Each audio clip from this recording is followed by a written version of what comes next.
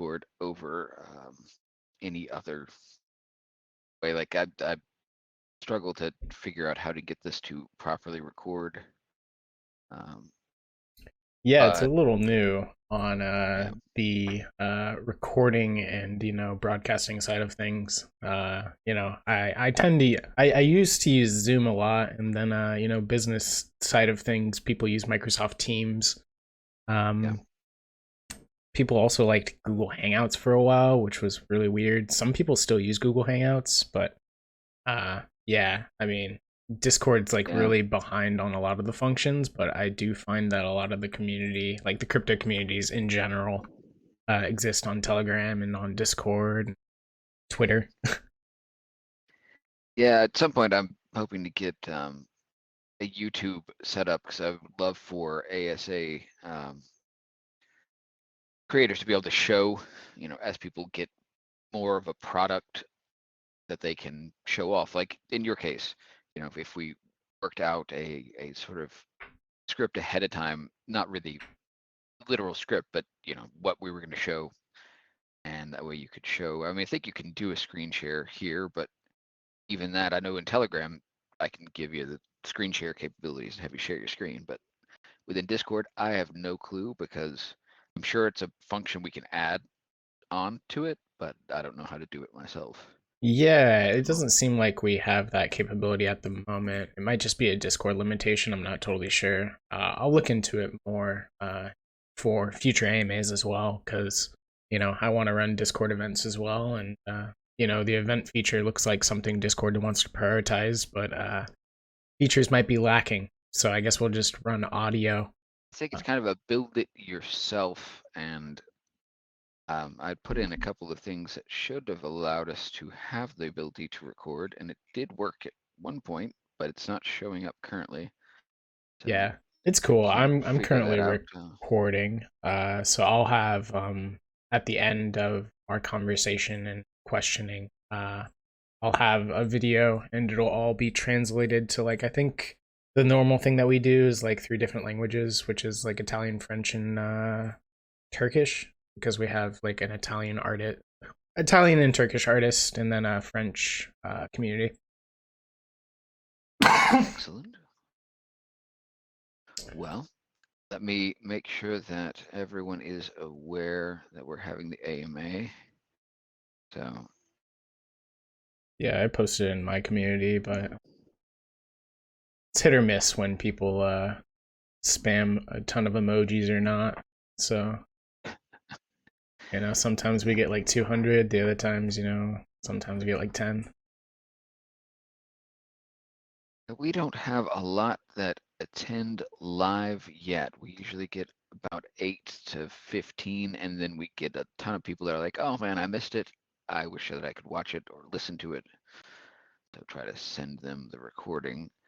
Um, this is a low attendance, although I think right now, I don't know how many we have over in Apes, but today's been a low day for just communication in general.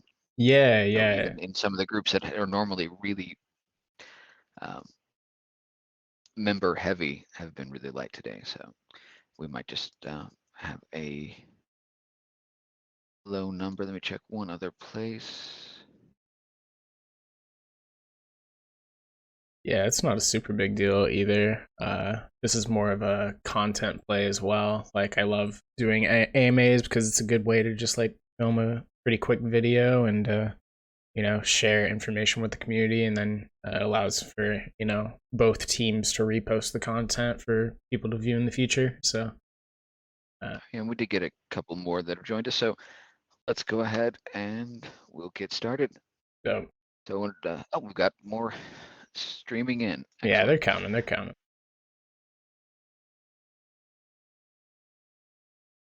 Could probably abuse the invite link, just send out a ton of people, but I think it'll be fine. All right, so let's go ahead and start. So thank you for joining us today. Birdbot, I don't know if you want your name. Oh, attached. I'm super doxed. I'm Tyler All right. Odenthal, founder of the Birdbot. So yeah, continue. All right. Well, Tyler, thank you for joining us. Today we're going to talk about Birdbot, what it is, about why we love it, and then I noticed you have a slew of new partnerships. So towards the end, we'll talk about all of the various ASAs that you're partnering with. So I guess to start with, give us your elevator pitch. What is Birdbot? Yeah, so Birdbot is a blockchain device that uses machine learning to analyze wildlife. And then that wildlife data is connected to the Algorand blockchain and or our back end proprietary database. And then users are going to be rewarded with birds tokens. This is very, very similar to the Planet Watch model, where they, have partnered with various hardware device companies to monitor air quality data. We're doing something very, very similar with wildlife data, and that's the gist of it. There's a lot more that goes into our long-term strategy and our platform, but the main idea is that we want to sell a lot of wildlife cameras and get more attention on why wildlife monitoring is important. And then we want to facilitate a huge ecosystem for people to, fund and, use birds tokens to buy wildlife related products, such as the Birdbot camera in the future. Excellent. So why is as monitoring wildlife, like what is the value that you will see in monitoring wildlife? Yeah. So a lot of people don't necessarily understand, when a lot of researchers or wildlife conservationists talk about like the big, social and environmental implications of global warming and losing polar bears and losing bird populations. It's very, very hard to tie that back to the human characteristics of what's going on. And there's a huge study of research called environmental services, and it's a very like basic understanding, but it's the understanding that animals and wildlife actually provide services to humans. So like if you think about the easiest one to compare is bees, right? Like bees produce honey for us. Like that's an environmental service. But you can extrapolate that even farther out, like vultures, right? Like vultures, they clean up like roadkill, right? And same with crows. Like certain crows will eat, roadkill. And that is, a form of environmental service. We don't have to pay roadkill workers to clean up as much roadkill because we have vultures and stuff. So a lot of people don't understand that environmental services is a huge cost to, everyday people. There was a report, and I'll actually drop it in the chat. But the cost of environmental protection has been going up over and over the years, and this was a report in 2011, and they've already calculated that in 2011, the U.S. estimated environmental protections budget was about 2% of GDP. So that's 2% of all of the production of the United States, essentially falls into trying to maintain wildlife protection. And like we're not doing a good job of it. So that budget every year is increasing and increasing. And it's becoming a big issue. Because if we start to lose, like the vulture, for example, like or the bees, for example, like then we don't have a pollinator. Then we have to pay people to go out and like pollinate the flowers. And like that could be like a multi-billion-dollar industry because our agriculture sector, relies on bees.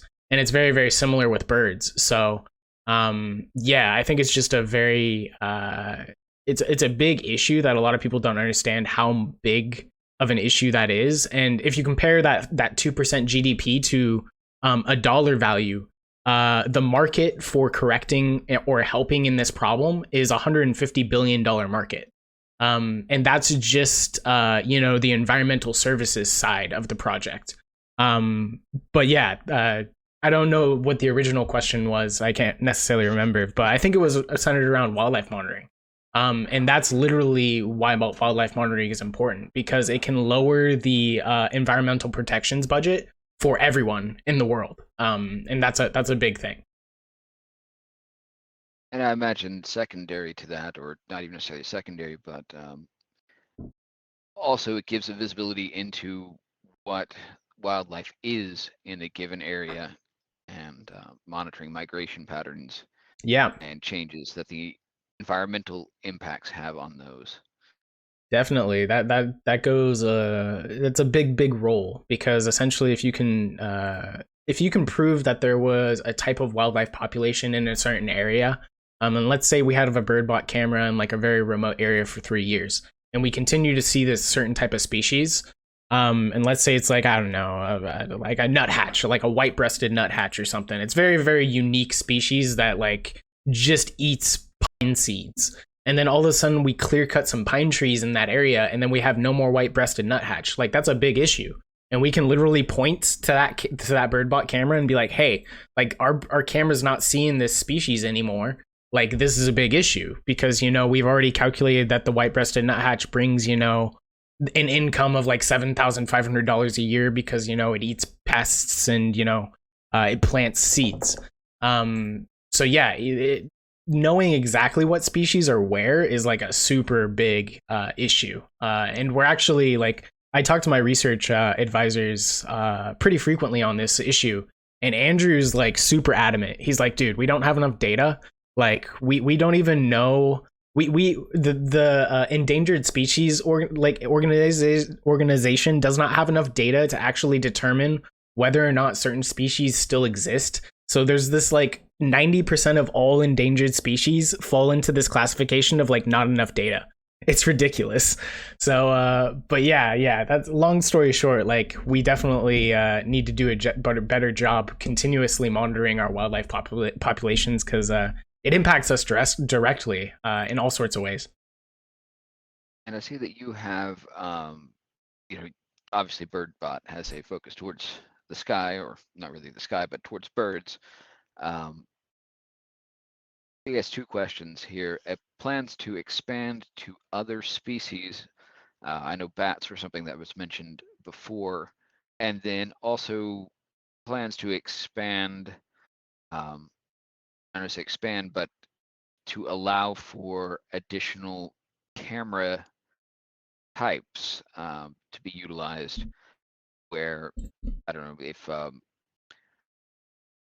Yeah, nature yeah. preserve or something, if they wanted to set up a cell phone or something to monitor an area, um, somewhere where it might be difficult to get a more traditional camera into, or even ideas or thoughts around using some of the cameras that have cellular capability built into the cameras themselves, um, to allow for um, a larger area to be covered by bots. Yeah. So, let's see. I think your first question was more so around. It wasn't necessarily like the licensing of Birdbot potentially, but It was about Birdbot being utilized for more than oh just yeah, birds. yeah. More than just birds, and then like, how do we expand that to more cameras? Is essentially what you're asking. Yeah, Correct. we do have plans to produce other models. So Birdbot, the bird species model is more. I wouldn't call it a proof of concept, because it's not. Like, we're very serious about wildlife monitoring and bird monitoring. But it doesn't mean that we can't start to produce models for other types of stuff, right? So we're also talking to a company called Earth Views, and what their main idea is that they want to be the Google of like the sea, and they want to like map every single river in America. And what they're gonna do is they're gonna amass a ton of river and wildlife data, and they're looking for partners to essentially extract value out of that data. And they've come to us and been like, hey, you guys produce machine learning models. Like, is there a way that we can partner with you to extract seaside vegetation data, right? Like, so like, where are areas where there might be risks of flooding, Can we identify that? And like, yes, we can. If we have enough labeled data, we can identify places where there could be potential floods. Like, where are, big barrier issues, like on beaches? Like, in the past, city planning's been like crappy, and like maybe there's some like beach issues that we need to like fix the sides of beaches. Um, Stuff like that is definitely machine learning extensions that are even outside of wildlife that we are looking into. There's also, I mean, this is a little far off, but Earth Views also does work with NASA. And NASA has expressed interest in, doing some geospatial type data collection around, the locations that Earth Views is also scraping. So, we could eventually build a machine learning model from NASA. It's not out of the realm of possibilities. Um, but yeah, like there's all sorts of applications that we could start to build for. Um, bats is one of them. We've also had requests for fish. We've also had a huge request for boar models, because boar models. So boars in Texas is a huge issue, because boars, the wild boar population kind of just multiplies, and then they go around and they destroy crops in Texas. And a lot of the crops in Texas is where, like we do our a majority of our wheat farming and stuff. So like it's really bad when Texas starts to struggle with stuff like that. So we've had requests from, Texas Fish and Wildlife to, make a boar model that detects when wild boars are nearby. But yeah, that's kind of the first answer to your question. And then licensing out to like, other companies, potentially getting in on a cell phone. A cell phone's a little bit of a stretch, but it is potentially possible to run the model that we build on a cell phone. It'll just be much slower. So we program in a language called TensorFlow. Well, we program in Python, but there's a machine learning architecture called TensorFlow, and then we use a certain type of architecture suite of that's called YOLO, and we use specifically YOLO v4, and then you can extend that even further into a thing called Tiny YOLO v4, which does run on phones, but it's not in our like roadmap. Like it is something that we've considered, but it is not necessarily on our roadmap, because the main idea of Birdbot is to produce our own machine learning hardware that can get really, really high quality data, and then kind of use it as an education device slash actual cutting edge research device. So running it on a phone isn't necessarily our main goal. It is more so to build a, really, really good research device. Well, I was to that end, device itself, would it need to be married to the camera? I'm just trying to think of some of the larger bird sanctuaries or nature preserves that have large bird populations, Mm-hmm. and the sheer amount of area that they would have to cover if they could, again, have the driver have the Birdbot box, but potentially supply their own cameras. They may be able to facilitate utilizing things in a more economic manner. Yeah, I see what you're saying. Like you're thinking that the machine learning device is separate from the camera. Yeah, if you had like a Raspberry Pi, Yeah, whatever their latest generation is, that's a fairly decent computer. yeah, Or I mean, depending on how you all are doing it, you could even put it on what are the little ones that used to run only assembly and now can run Python. Although I doubt they would have enough power. But I mean, yeah. again, something like a Pi to run it, and then allow them to connect their own camera. And I'm also thinking the amount of destroyed cameras versus, you could harden your little computer fairly well, but the lenses and things on the cameras are going to be sensitive. So that made it be a replaceable component. Again, this is something we don't have to go into at the moment, but just as you think of the ways to deploy, if it's not going to be something that can be loaded onto an existing device, Yeah, no, Actually it looking it at separating the two. yeah, it definitely is. So, Birdbot hardware is separate from Birdbot software. So we already have Birdbot software on a GitHub. It isn't fully connected to our Birds payment system at the moment, but I mean, Nadim's in chat. He's actually ran it on his computer at home, and it just runs on Python. So any Windows machine can actually boot up a webcam and use Birdbot software on their own computer, and it can run on a Python. And someone did reach, Moonboy himself did say that if it is a phone application, yeah, I mean Tiny YOLO could easily run on a phone. It is spec'd, like, I mean, YOLO in general is meant to be much more optimized than all the other machine learning models. It is state of the art. So I do agree with you, Moonboy. Like we could probably get it running pretty optimized on a phone.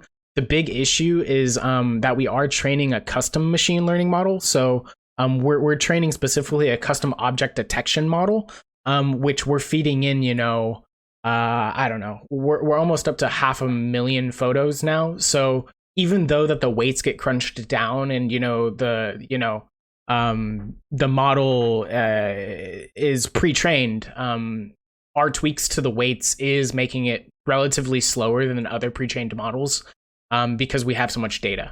So, but yeah, I also linked in the AMA chat the Jetson Nano, which is NVIDIA's developer kit. That's what they use to run machine learning custom vision models, and that's what we're using as our prototype hardware. But it's Rob's job, which is our hardware engineer. It's his job to essentially extract all the important features of the Jetson Nano, and put it into a nice little specs sheet, which we already have, so we can recreate our own machine learning hardware.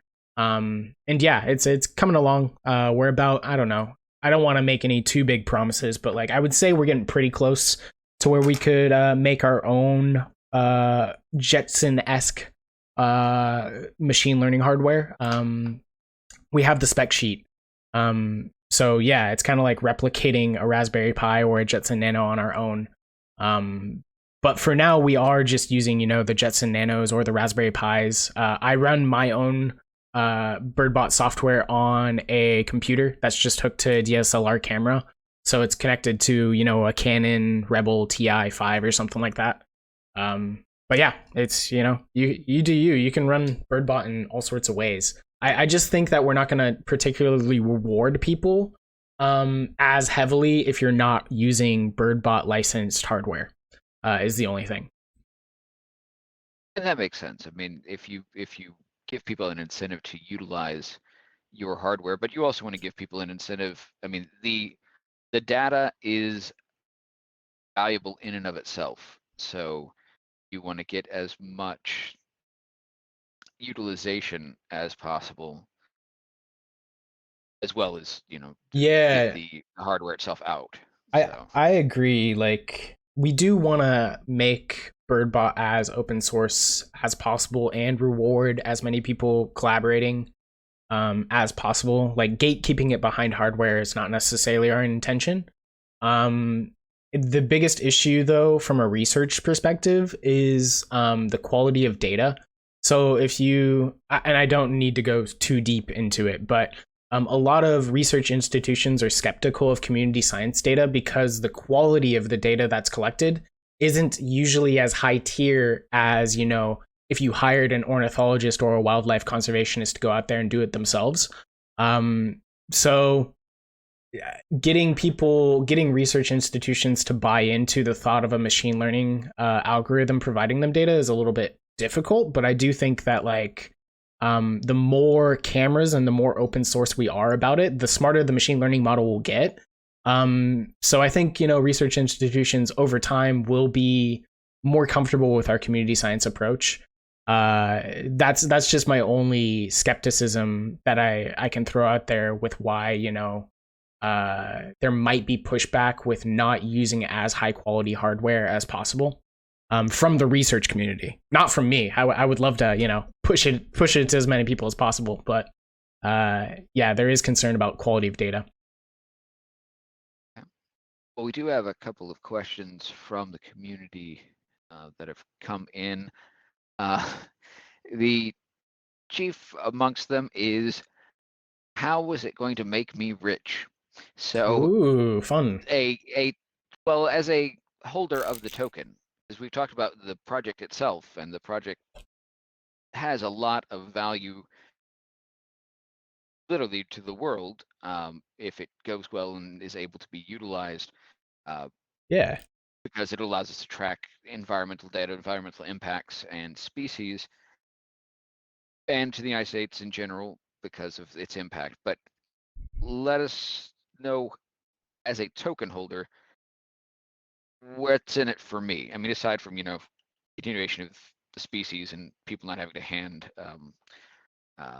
Yeah. pollinate every fruit tree, but Yeah, no, I get beyond what that, I get. what's in I it? totally get what you're saying. Like, but besides all the environmental good, like there has to also be, there's all sorts of reasons for why people might be investing in a project, and I totally understand that. Like, economic incentive is a huge reason for like why early investors do what they do. So yeah, I can definitely address some of the more tokenomics perspective type stuff and like how this is going to potentially, triple 10x, 20x in the near future. I don't want to make too big of promises, but there are some I wouldn't make things. any. Don't make any promises. Just it's a very promising project. Let Yeah, us yeah, know. yeah. No, I'm just saying that yeah, there are some things in the tokenomics and outside factors that will help make things go smoothly. So tokenomics related, we so just by sheer holding the token, for this year we have a full year of budget of algo stake incentives. So whether or not you want to push your money into the liquidity providing, or you can just hold birds tokens, you can opt into algo stake and you can earn I think it's 80% APR on just holding the token. And then currently there's like a 270% APR on the liquidity providing, which will be crunched in like, I don't know, the latest calculation was like 20 days. You can read more about that on our Reddit and on Discord. But yeah, the incentives on algo stake are more than enough reason to continue holding the token right now. But another reason to hold the token is because you hinted that we're having a ridiculous amount of ASA partnership. And I think probably right now would be a good time to talk about that, because it is a big reason why it might be cool to hold the Birdbot token. So I come from an economics background, and I've been studying economics ever since I was a kid. I was heavily invested into all sorts of massively online MOBA, like multiplayer games. So like World of Warcraft and RuneScape and anything that had an economic system. I would love to make robots, and I would love to manipulate the market as best as I could. And I was really, really, really good at it. So I learned a lot from playing video games and studying, economic theory about like supply and demand, and how industries are developed, even in video games. Markets can literally be segmented into index pairs and all sorts of stuff. And when I looked at TinyMan and I started to look at liquidity pairs, I started to also notice potential way to burn tokens in a sense. So if you set up a ton of liquidity pools and TinyMan has a fee on all those liquidity pools, right? There's going to be various arbitrage situations between the ASA pairs that you're partnering with. So let's say that Birdbot partners with 50 ASA pairs. Anytime that Birdbot has a significant movement on the main pair being the birds token, like let's say someone sells 1 million birds tokens, which is a significant move, there will be price impact on 50 ASA partners. And if there's an arbitrage situation on any of those 50 ASA partners, a trade will be instantly executed by the arbitrage bots, which means that liquidity is being shared in this huge ecosystem, which is really, really good because essentially you have all this shared trading activity that equates to shared liquidity, which equates to more trading fees. So I've already started to run the numbers on the current ASA partners that we have in our ecosystem right now. And the fees are looking to calculate out to about $30,000 in birds tokens burned a year already, just with the token, the ASA partners that we have right now. So that's a good reason to, continue holding birds tokens because like we have a liquidity pool burning strategy that like we kind of accidentally invented, but like I'm pushing hard into it just to prove the theory. And then we also have like a ton of advertise. So a lot of people, I mean, this is just like early entrepreneurship stuff that like people in the community might be new to, but I was lucky enough to have done a couple of venture capital raises in the past. Like I've actually exited a company already, and it was publicly traded company. And how we did that was we leveraged a ton of social media marketing and SEO blogs, and we built a lot of website traffic while also having a really, really good idea, right? So I think there's a lot of opportunity for these ASA projects to pull in a lot of new investors through unique marketing that a lot of people probably don't even want to talk about, like SEO, like search engine optimization. Like who really wants to like get into the nitty gritty of blog writing? Like no one really does, but like Birdbot's going to be heavily investing in it because it works. Like it's going to bring in new investors. We already see in our site traffic that like we get like we have a couple of green blockchain blogs and they get like 30 visits a day, and they recently were just published like a month ago. So like who knows like how many in the future like investors it could bring to Birdbot and like the Algorand ecosystem. So yeah, those are like some tokenomics / marketing reasons why you should like hold birds tokens. I think we're doing some unique things that not a lot of other organizations are really thinking about. I will actually give the credit to the CryptoTrees tree team on sharing the liquidity pool sync thing. I've only really pushed very hard into that, but they're the ones that introduced that to me because they noticed that they were seeing huge fee allocation in their Yieldly trees pool, and they were like, "Hey, dude, like we need to establish more liquidity pool providers because I think there's something here." And I was like, "Yeah, dude, like." There is something here. I'm gonna push really hard into it. In other words, you're taking advantage of the bots yes. to generate revenue. Yep, 100%. Yeah. So this is the way we get back at the bots. So yeah, no, this is 100% the way we get back at the bots because you're not gonna beat the bots. Like you're never going to win. You figured out Cream's secret plan. Oh yeah, is this what they're trying to do too? They're trying to find a huge liquidity. They had or have liquidity pools with almost every coin for a while. Yep. And it's smart. It's a interesting strategy. I'll have to look more into Cream now that like you say that, because I would love to run the math on how much fees they're actually sinking into their LP pools, because the more liquidity that you have in an ASA pair, the more arbitrage opportunity there is. Because it makes it easier for the arbitrage bots to trade into that ASA pair. So that's mainly why we're doing huge swaps of like $5,000 in value, is because we need to set up like a big enough liquidity chunk for where the arbitrage bots actually care enough about it to trade into. But yeah, I'd be very interesting to like look at Cream's strategy because like that's. I'll try and get you and Robert together, the owner of Cream. Yeah, I'd love to set up an LP partnership with them because like I mean, why not? Like it's a brilliant strategy, and if they're already doing it, like good on them. And I think we had a. Nope, we answered that one. So you had mentioned in the past some potential partnerships, and you touched on. Oh yeah. NASA.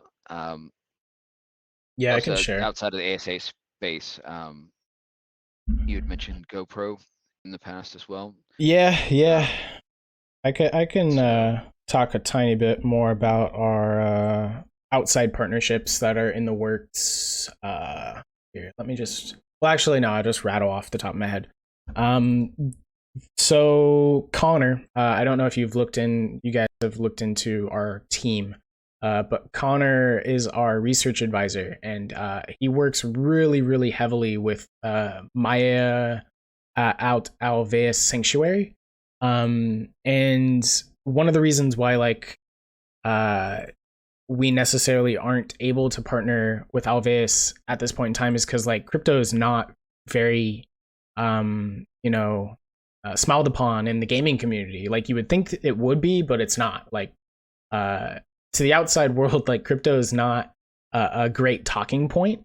And it's unfortunately like hindered our ability to do a lot of major partnership deals with like very cool people, like my out Alveus. But it doesn't mean that we weren't able to, bring Connor on the team. And Connor has like, huge connections to, the American Eagle Foundation, like Audubon Society. And like he has his own company called Window to Wildlife, which just sets up nature cameras across the United States and in locations in South America. So that's one huge partner is just Connor. Just being Connor is like huge. And then like we have a couple of Audubon partnerships. So the Tucson, Arizona Audubon Society is setting up a camera with us. And they recently just bought a computer that can, handle machine learning our machine learning software, and they bought a camera and they're working on getting a bird feeder set up and stuff. So hopefully they'll start streaming relatively soon. We need to check in with them next week and get the software running on their computer. But it should be a relatively easy setup. We also have a couple of other Audubon societies that are very interested in collaborating, like the Seattle Audubon Society. But outside of Audubon societies, we also have some pretty interesting partnerships in the works with potentially Amazon and a couple of education partners. Because Joy Deep he's our government research advisor, which just essentially means he's done a ton of government stuff and like he's been on a lot of nonprofit boards. So like he's really well connected and he's interested in getting us working with Amazon's nonprofit arm because they're interested in using Birdbot potentially as an education product. But like that's also like, in the works. And then what else is there? I don't know. There's a ton of other stuff. Earth views, which leads to potentially NASA. But yeah, Earth Views is trying to be, the Google of the sea and, aggregate a ton of river data and then, spin that into river machine learning models. So that's also a huge partnership opportunity that's outside of the Algorand ecosystem. But yeah, that's kind of the current ones that are off the top of my head at the moment. I know there's a ton more. I have a list somewhere. I just don't have the time to like pull it up efficiently. GoPro was the other one. Oh yeah. My bad. That kind of piqued up people's ears. Yeah. So Scott is the CEO of AlgoStake, and it's very funny and convenient that he's also the director of software engineering at GoPro. So like very weird connection, but that gives like a ton of confidence to the AlgoStake team, and that's probably why they're just like rapidly improving all the time. It's because he's literally used to managing a pretty big team of software engineers, and like but yeah, he works at GoPro. So like I had a conversation with him I don't know, I think it was a week or two ago, I don't know, but it went pretty well. Like GoPro is pretty well aligned with some of the things that we're doing from a machine learning perspective. There's certain things I can't necessarily talk about, but they do have AI that does stuff on the GoPro, which aligns with certain things that we want to do at Birdbot. So certain things like I can describe what we do at Birdbot. So like so when a Birdbot sees a bird on the screen, a second before it, well, actually, I can't do a second before, but the moment that it recognizes that there's a bird on screen, it starts recording. And then 3 seconds after it recognizes that the bird left, it ends the recording. So it's an automatic clipping software. And Birdbot may be very, very interested in automated clipping, stuff like that. So yeah, the Birdbot the conversation with Birdbot and GoPro, while it was very introductory, it was very interesting because they are aligned with some of the things I want to do machine learning wise in the future. So Scott's super busy, with AlgoStake and being software engineer at GoPro. But last I heard from him, he was doing some updates on AlgoStake around Birdbot, but he also I last told him, hey, if you want me to talk to any of his AI engineers, I'm happy to have a conversation with them. And he said, yeah, maybe that'd be super cool. So like the last time I talked to him, he said he might have a chat with his AI engineers and we might set up another meeting. So excellent. Yep. But that's the update on GoPro. So we do have a little bit where people are still kind of picking at the monetization of the information / again, we talked a little bit about the utility of the token, maybe in being able to utilize that to buy some of the Birdbot equipment itself, but the token being essentially what's rewarded to people that do utilize your hardware and collect this data. What would they then do with that token in your view, in your plans? Yes. So like what happens after you're rewarded with the Birdbot token from the camera? Yeah, exactly. Am I just supposed to take it in exchange for algo? Yeah, or no. Is there something more to be done with it? Because it's kind of like fish. Fish is a great idea, but then what do I do with all these fish? Yeah, that I'm farming. Like, what the heck? Yeah, no, I totally get it. Like, no. We have a very, very solid demand. So I like to say that every tokenomics project needs a supply strategy, which is how you distribute your tokens. And then you also need a demand strategy, which is how you get back your tokens. So yeah, Birdbot has a pretty good demand strategy, I would say. And our demand strategy is when we sell the cameras, we plan on doing, a batch through Kickstarter, which will raise the manufacturing costs. Because I don't know if a lot of you know how manufacturing works, but essentially you need to go get a lump sum to essentially pay this manufacturing company to start the project. And then when you have like a bulk order of, 20,000 units, you can expand from there. So if we sell 20,000 units on a Kickstarter, the moment that I get that bulk order in with a manufacturing company, probably in Singapore, I will flip into demand strategy mode, which means that we can now use birds to as a purchasing utility. So we can start selling Birdbot cameras for birds tokens because we already have a bulk order in. So that will be where the moment that will be the inception of where Birdbot can be used to purchase other things, and then we'll start to expand that out. Will there be an incentive to utilize Birdbot over fiat?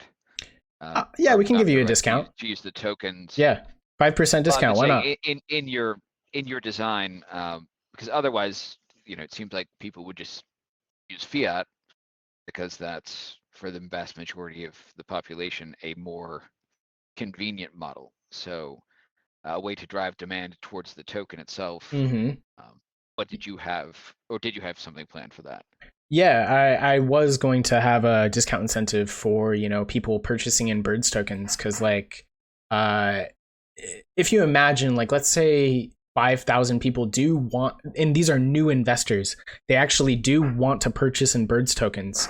Them, buying $340 of birds tokens or however much it's going to be for the Birdbot camera, will obviously increase the bird's price for everyone. So if you have enough people do that, like, it's going to cover the cost of the discount. So yeah, I'm not against, giving a small, like a 10% discount on purchasing the camera, or any types of purchases on the Birdbot website through Birds, because it just makes more sense. But yeah, so that's where the inception of using Birds as like a purchasing agent begins, and then we're going to develop a nature streaming platform. So this will be where we start to integrate like things like our NFT plans, as well as like a ton of other fee structures. So if you imagine Twitch, right? Twitch, you can pay for emotes, and you can pay for subscriptions. You can pay for all sorts of stuff to subscribe to, your streamer or YouTube channels. There's absolutely no reason why Birdbot can't have a similar model where we have a nature streaming platform, and we incentivize people to use Birds tokens to buy fun features like emotes, or when you donate, hats, right? We have a ton of machine learning widgets that you can buy as well that are just like on top of the they're on top of the machine learning model. So we have a model that can automatically put like little hats on birds. So like, why not just sell that for 1,000 Birds tokens or whatever, just to get access to the little bird hat model. And then if we make like a couple hundred types of those features, there'll be all sorts of things that we could sell Birds tokens and So use. will those be NFT'd? Because we did have a question. Yeah. Do you have any plans to make an NFT marketplace? Heck yeah. Yes, we do. Those will be NFT'd. So imagine they'll be NFT'd, but hopefully you're not making your own NFT marketplace. That's kind of a tongue-in-cheek joke, because every ASA is like, every ASA is trying to make marketplace. No, I wouldn't say no. Not in the sense that like we're gonna sell our own NFTs. That's absolutely not what we have in mind. We do have NFT partners that we've partnered with to give away NFTs in the future, because there is a heavy NFT integration in the future that we want to have. But it's more structured around, like, let's say we make a machine learning game, right? And the machine learning game like so like here's one that we actually have in our mind.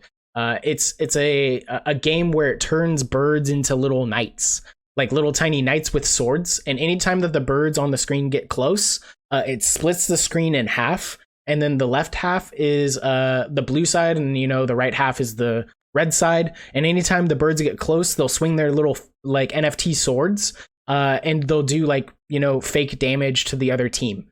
And that will be a machine learning game that we produce that will have like little slots that you can use NFTs to drop, characteristics of the knights that you want to have. So like if you wanted like a blue knight that had like a skirt or whatever, you could drop a little, dress armor on it, and whatever. And like whoever wants to design that NFT, I don't know, someone's going to design it. And like whoever wants to design a ton of little NFT swords for the birds, like go for it. Like it's a slot. It's a slot that someone could fill. And who knows what types of weird combinations that people are going to come up with, that they're just going to kit their birds with, which, all sorts of hats, swords, armor. But yeah, that's more so how we're thinking about NFTs is, we can use them as like an asset that we can integrate into our machine learning models. Not that we're going to necessarily be selling our own NFTs. Okay. We do have a question here from Moose. What is the most ambitious goal for Birdbot by the end of this year? So yeah 2022, kind of with what you currently have planned, where, if everything went just swimmingly, where would you see Birdbot? It'd be a little scary, but pretty at a high level, it would be like pretty big integration with like the US education system if everything went like crazy well, right? Like because at the trajectory that we're going, we have a government advisor that's pushing us pretty heavily to integrate with the Seattle and Bellevue school district. And the moment that we get, Birdbot into a classroom and it does well, or, kids get excited about it, is when, other cities and officials start to look at it. Um, and if everything, goes squeaky clean, that would be the craziest ambitious goal that we probably have for the year. Would be some form of heavy integration with, the education system in the United States. But like, is that possible? I don't know. But like on the trajectory that we're heading, it seems like it's doable. We do have, team members that have expressed interest in doing that at a middle school level to a high school level, and even at the college level, right? Like, our research advisor, he's a PhD candidate who teaches wildlife technology at Georgia State, and he's very interested in getting Birdbot over there. So like, heavy integration with the education system isn't out of the realm of possibility. Is it possible for year one? I don't know. That'd be pretty crazy, but it's something that's on our to-do list. And I'd say that's probably our biggest goal.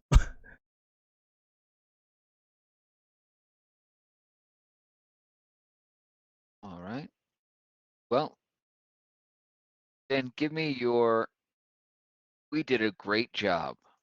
Where do you see the end of the year if you did a great job?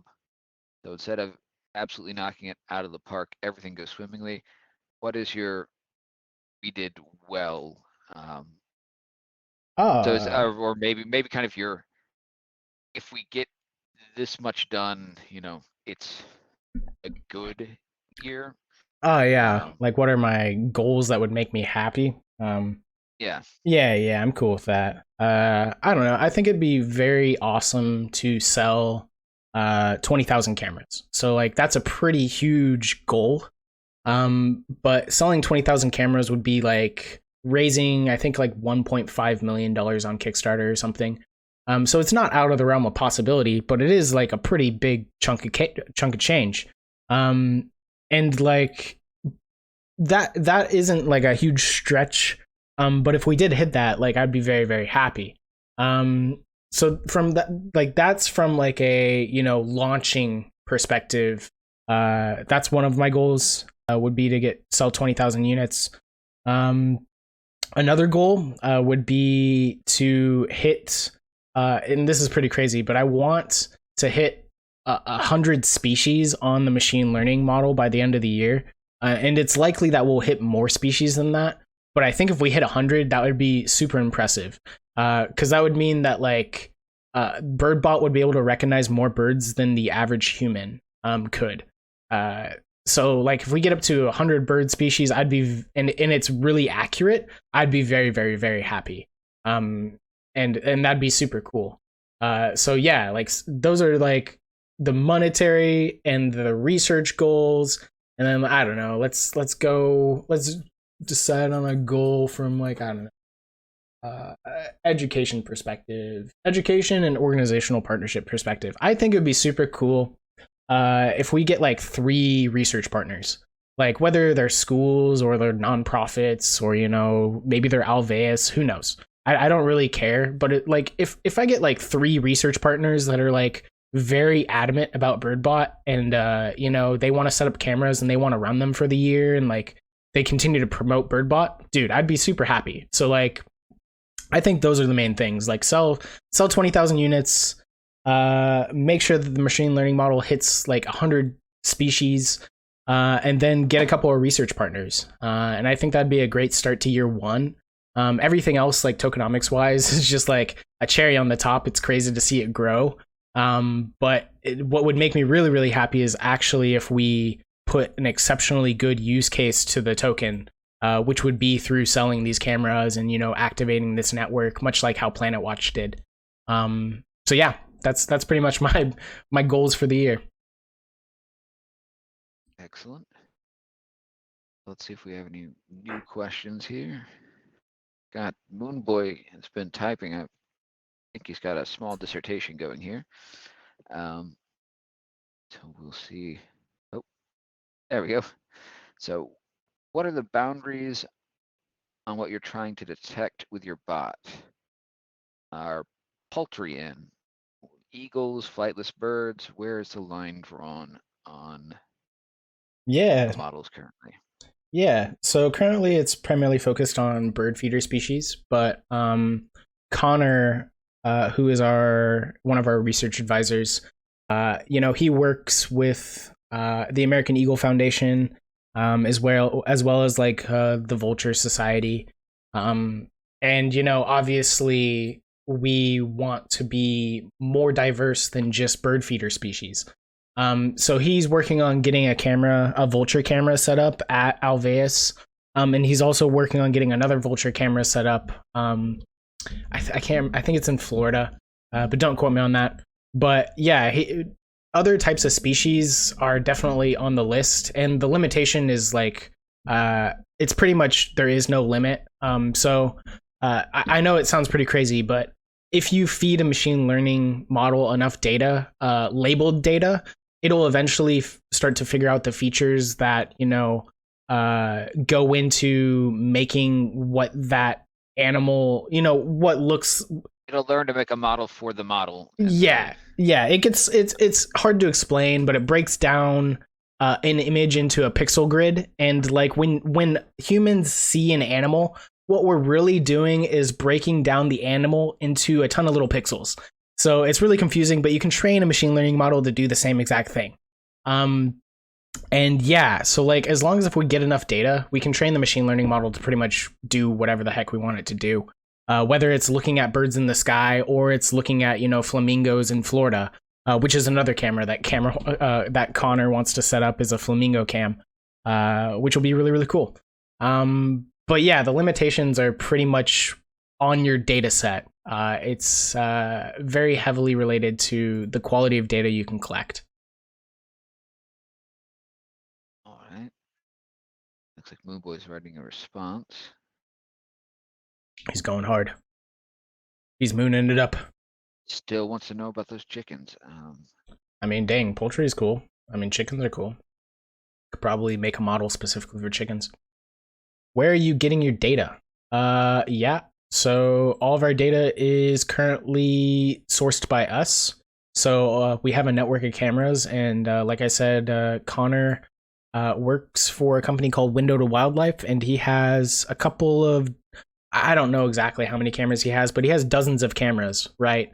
Which allows us to get data like osprey footage and eagle footage and flamingo footage, and most of the bird feeder model data is literally my balcony.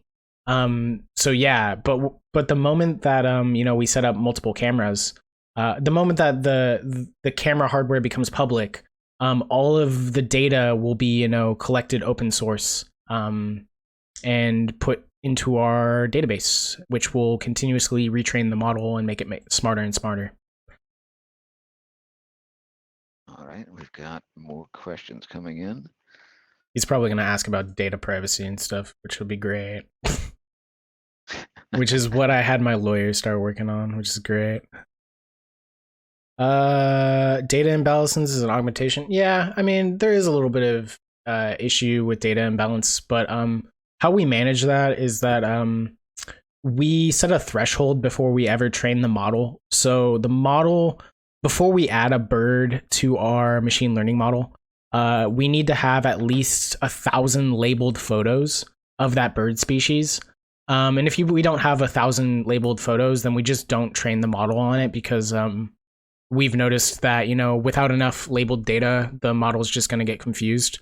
So we've noticed that 1,000 labeled photos is enough to get the machine learning model smart enough to where it can train itself. And then, it goes from there. What will the camera do with non-bird animals? Will it flag it as non-bird? I mean, non-bird animals, it depends. Like, let's say we train a machine learning model that includes squirrels.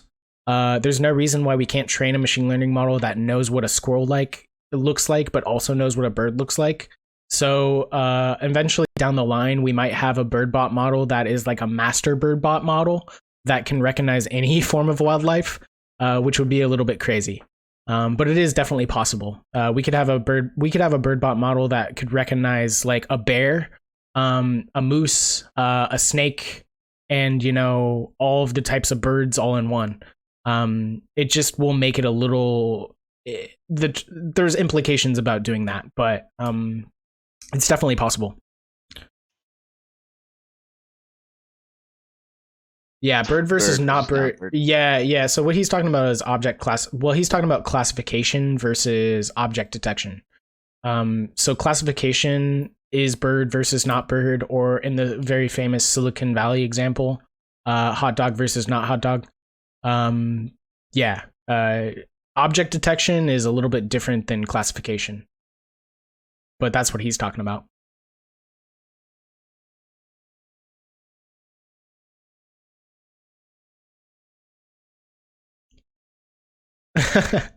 Yeah, the hot dog app is very, very funny. It's a good app, and a precursor to the nude detection model. It's ingenious. And let's see what we have over here in the apes. Yep. Yeah, that's funny that you mentioned that, Jay, about attaching machine learning models to planes. We did actually talk to the American Airline Association in the past about producing a machine learning model that can detect birds because they were interested in protecting their aircraft. So it is something that they might put in planes in the future. Who knows?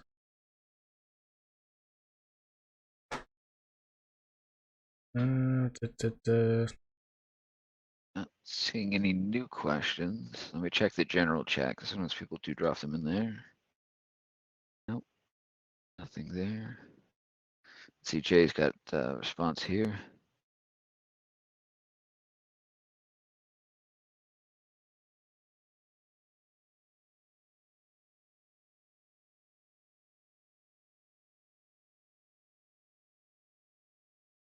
Yeah, I mean, ideally, what Jay kind of describes there would be what originally piqued my interest in Birdbot, which is I have a forest that I manage as well as a farm, and we have a ton of birds, but we also have foxes, coyotes, raccoons, Yep. deer. We occasionally get silver foxes, which aren't supposed to even live in this part of the world, Yep. but they're either silver foxes or they're like some hybrid Yeah, leucistic terrible hawk. monstrosity. Yeah. So, but we do get occasionally there's some of the rare colorations of cardinal, and then we've got something out here that looks like a mismatch of two species that we can't identify, and we've not been able to find anyone that can positively identify it as one or the other. Nice. But there are a number of them where it would just be nice to have some way of knowing what we're seeing. I mean, right now with our kids, we've got books on bird species of the area, and then general bird species of the United States that will go through and try and figure out. But it'd be great to have an idea of the health, one, Yep. of the forest that I manage, and two, to know, because we have livestock animals, so things like something that can detect that it's a coyote instead of a fox, because foxes aren't going to bother our horses if they fold out, and they're not going to bother our goats. Mm-hmm. They might bother our chickens, but we're not really worried about them in most places. Yep. So to be able to tell those, I don't care if you detect this. I just want to know if you detect coyotes or, on the odd chance, a bear. And otherwise, don't bother me. But to have something with a machine learning model that where you can kind of select what it detects, and I know that would be kind of a long-term, it's not really the way that you are going with it right now, but at least to begin be able to review, okay, it did see these things, to Mm-hmm. get kind of a report of what was detected, Yeah. would be helpful. Again, having livestock and having a farm, it would really be of benefit for me to know what's prowling around my property without me having to go through 24 hours of footage at Yep. 5x and try and catch the stuff that's seen.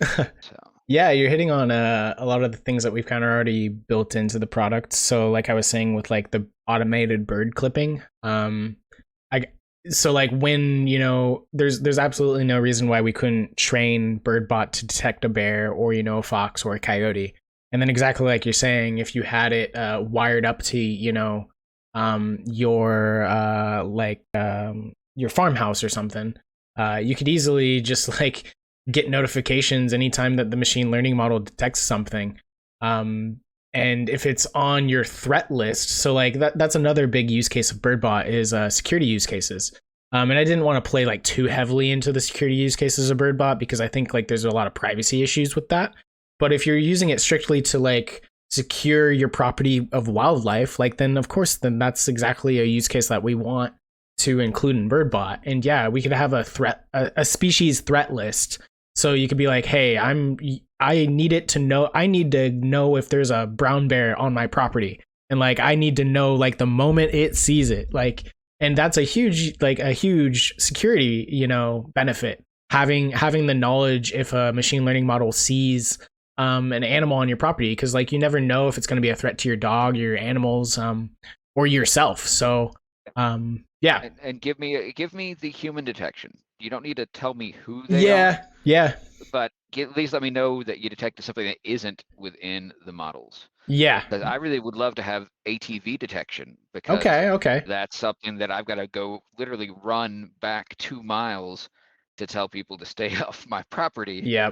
when they decide to break through the fences and ride their ATVs. Yeah. So it'd be great if I knew that and didn't have to hear them, because then I've got to find out where they've gone after they've broken through the fences. So. Yeah, here, and you mentioned hearing as well. Like I didn't even talk about the audio type stuff that we can do as well. Like, machine learning doesn't have to just be visual. Like we can build bat detection models that just use audio. And then how you're describing, a security risk detection with like people on your property, but like the camera isn't directly turned at that location. We can use audio acoustics. There could be like a multi-directional microphone on top of the camera or in front of the camera that can detect which direction that the sound came from, and it could PTR the camera around or say like, hey, I noticed a suspicious sound from this direction. And yeah, like security use cases are huge. But yeah, it's something that we have in mind. It's just not like it's not the biggest issue on our mind, because I think there are a couple of good security companies that already do that, but like we can plan it as like a secondary or tertiary product offering for sure. Excellent. Well, we do have a number of more comments. I don't know if you've got the Apes chat up. Yeah, goodness. People were talking about the value of having kind of not having to go through, when you have camera set up, trail cams and things, going through every picture, but to actually have it kind of tell you these are the animals that you wanted to know if we saw, and Yeah, this is like a when we watch saw them. list. So Yeah. curating it. Yeah. Yeah. Yep. You can definitely have a threat list and a watch list. That's something that we've talked about. So like if you're like a ornithologist or a wildlife enthusiast that's like really, really into hummingbirds, you only really care about one particular species of hummingbird, why not you just click it to be only Rufus hummingbird detection notifications, and it'll only then capture videos and notify you when a Rufus hummingbird's there. Yeah, stuff like so stuff, anything to do with exclusion or inclusion type features around the machine learning model is just a matter of programming the condition. So it's not actually horribly complex. It's just filtering data. Excellent. So we've got a couple new people typing. Let me check the Discord real quick.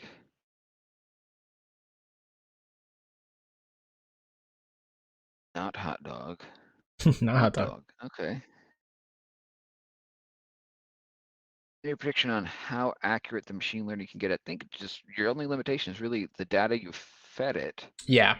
Um, Yeah, it gets smarter and smarter with the more diverse locations you have of the bird species. So like, let's say we had 50 cameras around the Pacific Northwest, and we fed it data from all of those cameras. It would be much more smarter than just a network of 2 cameras.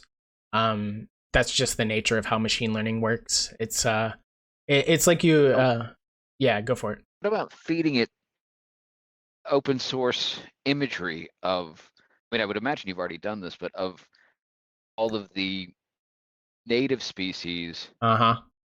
so that it knows. I mean, like, I didn't realize that there's a cardinal pattern that is like white and red and no black on the female cardinal, but then there's like a gray patch on its back. It's a fairly rare coloration, but it's not like, genetically, it's like every Yeah, there's 7% of them have the chance of being this coloration. mhm. So, Yeah, there's all sorts of weird mutations that bird species can have. And yeah, open source data is something that we can do easily. There's like hundreds of tools that will allow you to scrape images from the internet to train machine learning models. The issue with that is in the future, there may come a time that the government decides to crack down on how machine learning models are trained. And when that happens, they're going to start looking at the data that you have. And if that data is not legally yours, you're going to get sued real hard. So that is our main reason for why we're not using open source data, is because it only is a matter of time before, there's going to be legal structures around machine learning models and how they're trained and how you aggregate data and data privacy, all sorts of stuff. and also the licensing of it, because you wouldn't necessarily want your model to be forced into a Licensing agreement because you use someone else's photo and now they have leverage on you. Yeah, stuff like that. well, that, or you'd be forced into it being an open. Yeah, open source because like you used their photo to train your model and now they're going to legally sue you and make it open source. Yeah, stuff like that can easily happen. And then the easiest way to just get around that is just not to use other people's data. So we're partnering with as many people as we can to not use other people's data. And then I guess the flip side of that would be to potentially partner with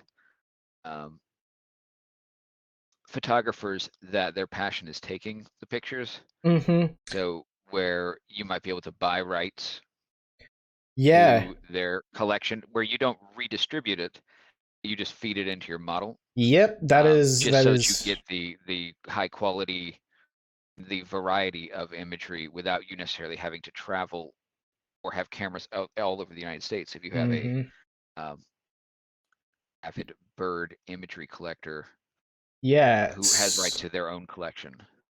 So, we in the past, about a year ago, tried reaching out to Cornell Lab of Ornithology because they have an extensive bird photo library. They have the biggest bird photo library in the world, and they've been cultivating this photo library for like 50 plus years, right? And like, I came to them a year ago and I was like, hey, I have this idea. I'm going to build this huge wildlife monitoring network, and I'm going to, power it with blockchain, and I'm going to do these things. And I need research approval. I need your backing because you guys have a lot of data, and I'm going to in the future need this data to help make sure the machine learning model is smart. And after a year of negotiating with Cornell and trying to get a license agreement to use their wildlife photography, they essentially just continued to string us along, and a partnership never came out of it. So like, there are organizations that are research organizations that have huge plethoras amounts of data that would help us immensely.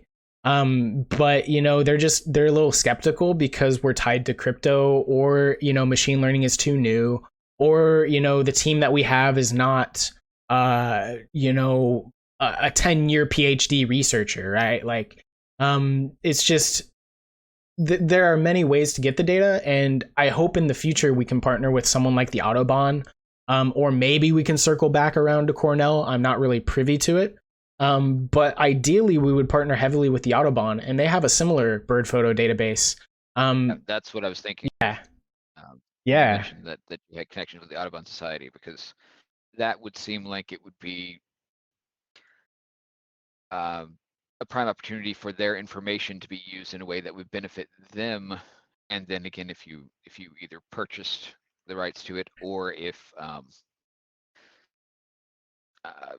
again, you'd have to work out something, but Well, I mean, that would be the ideal. yeah, we have a way to work out with them because we also have a connection to the Giving Block, which I don't know if you guys know what the Giving Block is, but it's pretty much the world's leader in donating to nonprofits using cryptocurrency, and it's just a website widget.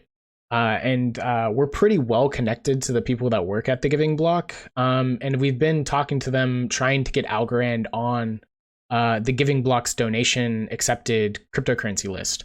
And you know, if Algorand is added to the Giving Block, right, it would allow us a lot of leverage going to, you know, these nonprofit organizations like the Audubon. We could be like, hey, we are this up and coming, you know, machine learning product that wants to, you know, help support wildlife conservation. You know, it's a little too complex for you to totally understand, but what we're going to give you is a widget that allows our community and future communities to donate cryptocurrency to your organization. And like the moment that they start to be like, hey, this is a way that we potentially can get more donations, is when, you know, the ball really, really gets rolling. And that's kind of how, like, you know, in the future we'll start to leverage nonprofit partnerships. Is once when we have a really good donation, a cryptocurrency donation widget, probably the Giving Block, is when we'll start to pursue and negotiate those types of high level deals. But yeah, there's a strategy to it. It's just, you know, there's a lot of moving parts.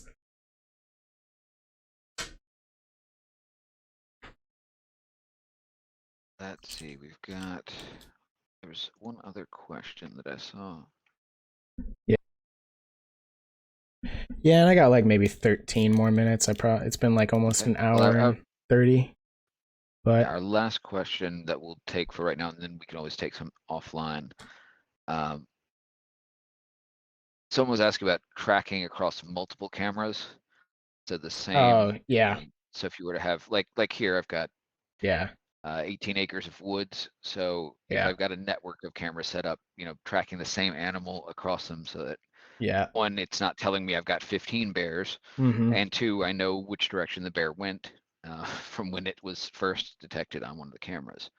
Yeah, this is leading a little bit more into like the stuff that gets GoPro excited. But since it's our project, I can talk about it. But yeah, like the idea would be that you potentially could buy multiple Birdbot cameras and you could set them up as a wildlife camera network. And then the Birdbot software could recognize multiple cameras. And there are plans for us to having, you know, grid layouts to where you can activate certain cameras, and, you know, potentially put specific models on specific cameras. So like, let's say you buy 4 Birdbot cameras, and like, let's say you have one at your door, and you just use it more for fun, recreational purposes, and like it can recognize a human face. It doesn't like recognize like who it is, but like it detects a human face, so it could put a hat on their head, like, you know, Or could blur their face out. Yeah, blur their face out. That too, like stuff like that, right? Like let's say you have a camera at, you know, the door that does, you know, human blur face detection, and then you have one in your garden that, like, you know, tries to detect coyotes and like monitors if there's slugs. And then you have one, you love a bird feeder, so like you also have like your grid 3 on your Birdbot software is you know, your bird feeder cam. And then, like, you know, maybe you have an apple orchard and like crows fucking give the shit on your apples. So you have one in your apple orchard that's like monitoring crows, and like crows just pecking at your apples all day. But yeah, the idea would be that you could have, like, you know, multiple Birdbot cameras that are running multiple machine learning models, and it's all being aggregated in the Birdbot software in a grid-based fashion. But yeah, that's something we definitely want to do, because a lot of these nonprofit organizations want to run multiple cameras. And we do have in the, I don't know if it's still in the GitHub GUI software, but there used to be a little widget that said camera ID that literally allowed you to flip between multiple cameras. So we're still working on like the grid layout of it, but it's definitely possible to run multiple cameras at once. Excellent. All right, well, that's probably going to do it for the questions. Let me double check that didn't have anything new come through.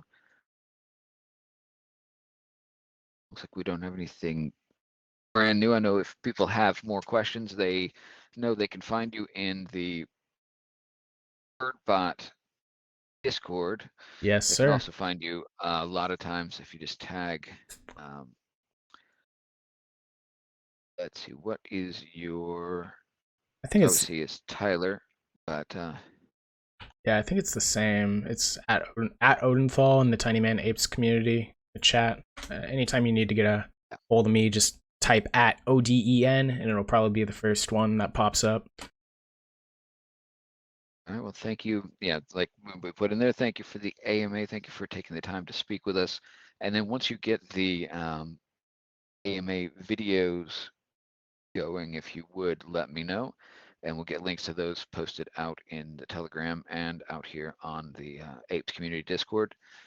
And that way, I know we've got a couple of people that speak Turkish natively that Yeah. probably enjoy the Turkish version.